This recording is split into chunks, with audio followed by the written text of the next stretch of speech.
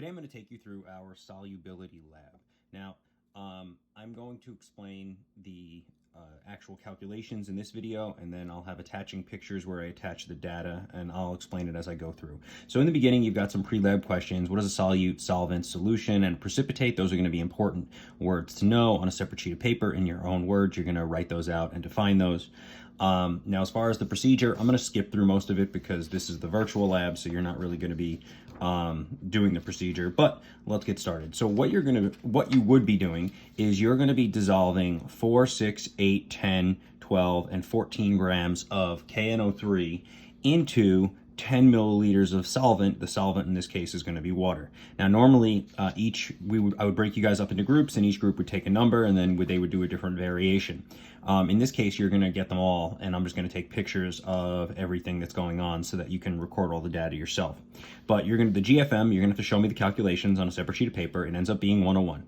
So I'm going to take you through a sample calculation for the first one. So grams of solute are going to be 4 grams. So what you would do is you would take 4 grams of KNO3, put it in 10 milliliters of water, and then heat it up until all of the KNO3 dissolves. That's really it. Once it fully dissolves, we're going to then put a thermometer in it and let it cool down.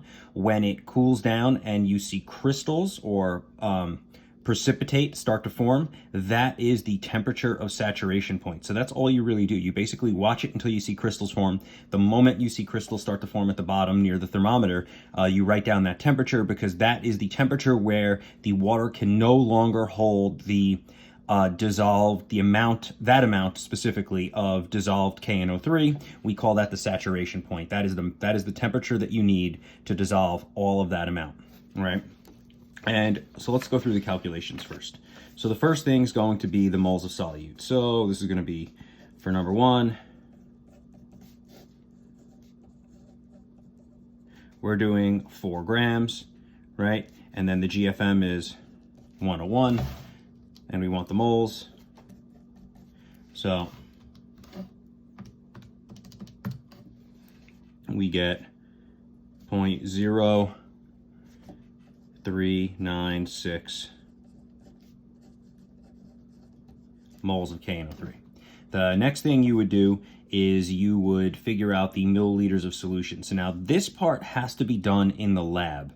And the reason being is because once this 4 grams of water dissolves in the milliliters of the 10 ml of water, the amount is not going to be 14. Don't just think you add them together. It doesn't work like that. Some of this is going to dissolve, and it's not going to simply add together. One, this is grams and this is volume, so that doesn't work, but it's still not going to work. So you're going to have to get this number after it's fully dissolved, which I actually have to do. So I can't